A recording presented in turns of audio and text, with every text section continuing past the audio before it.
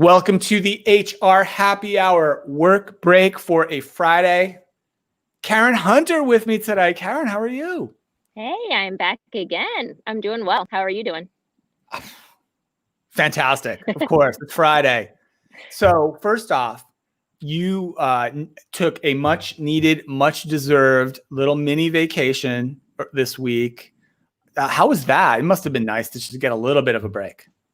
Absolutely. Oh my gosh, it was amazing. First off, no, I decided that, we'd taken a couple little, mini weekend trips, and I don't know, I think just it got the best of me that I wanted to go to the beach. And I thought, Oh, I'm yeah. tired of everyone telling me, in the pandemic, you can't do this, you can't Right. do that. So, I just looked up a spot where there'd be a private beach, wouldn't have to be around a lot of people. Put my kids in the car. They're about ready to head off to college, and Wow. spent one last week with them before life changes. So Yeah. it was amazing.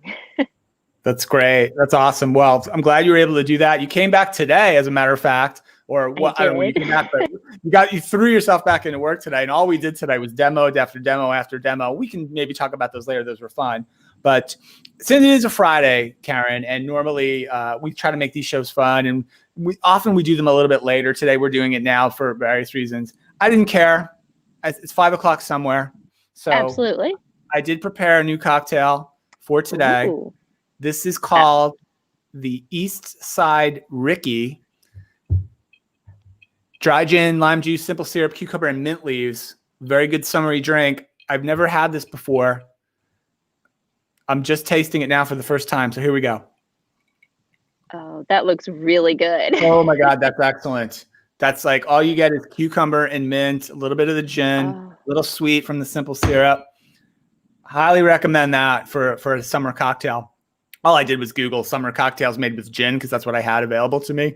And I found that. That's awesome. So, that felt good. Okay, so question is, did you have everything else on hand, or did you have to go get it? I made a quick run to the local grocer to acquire the cucumbers and the mint. Did not have those ingredients on hand, but the other items, which was basically the gin and ice, I did have available. Right. I was about to be really impressed if you had mint leaves in your kitchen. So. No, I like to grow. I should garden a little bit, but I haven't. I haven't gotten into that. So, hey, one other thing I know you've been working on this too, and I'm excited about. Trish and I next week are going to be recording a podcast all about our Gettysburg experience that we did years and years ago with the conference board and some really cool folks there. I did order the book. This was the pre-reading book for the conference board Gettysburg experiential learning experience that we did all those years ago.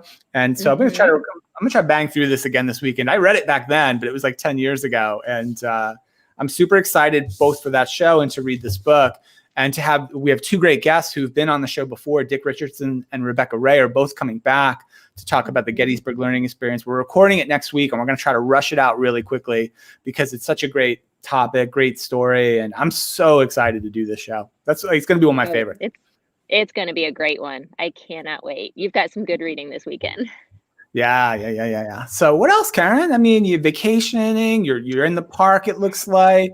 Software demos. I am.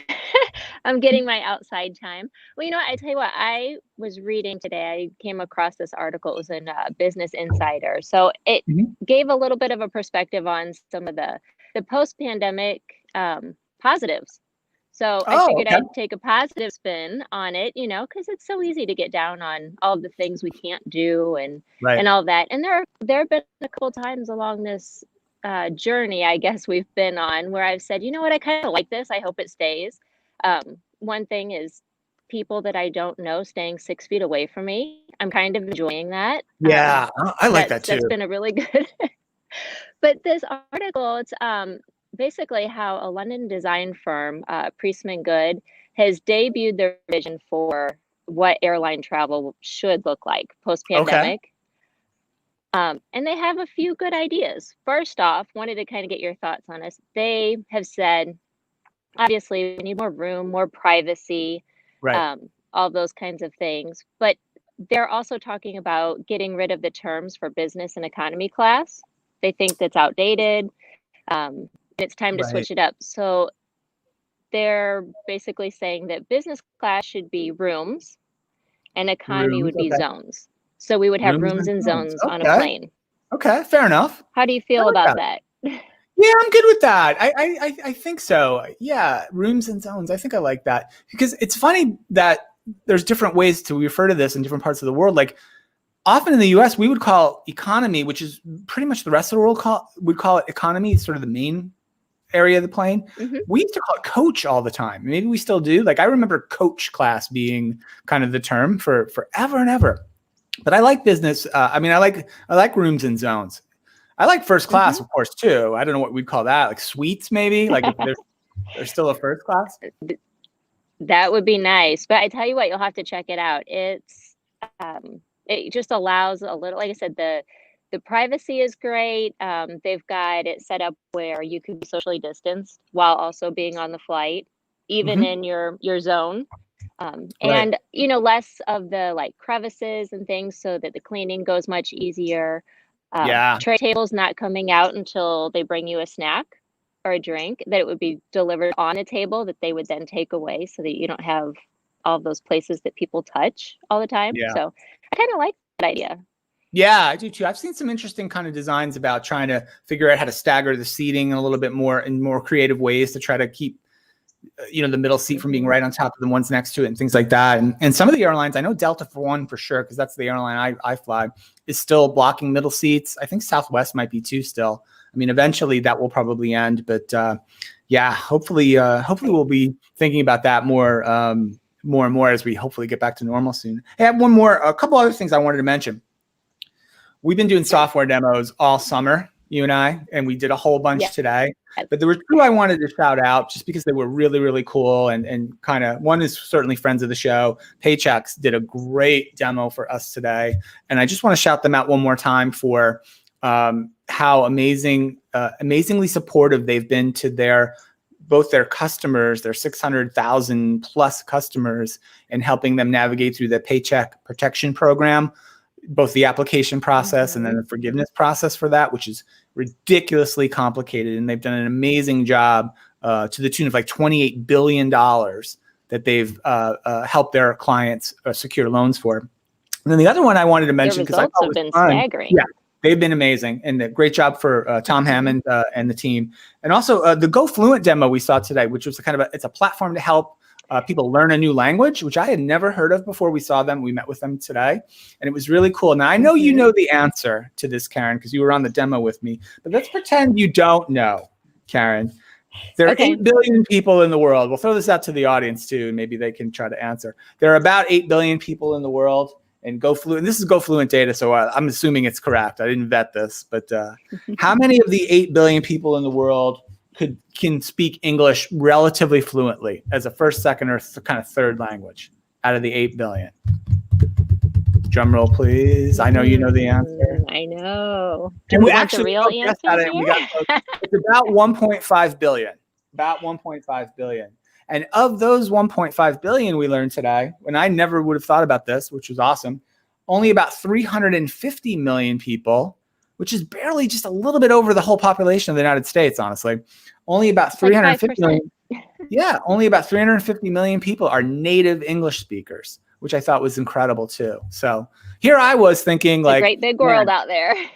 Well, here I thought all along for for many decades, I've been thinking, boy, I'm going to double down on one language. I'm going to learn one, but I'm going to learn it really well and just hope everybody else decides that's the one for me too. Like, let's all adopt the same language. And I always felt really lucky. Like the one that I knew I always thought was the one everybody was going towards. So maybe not so much. Yeah, I'm worried now.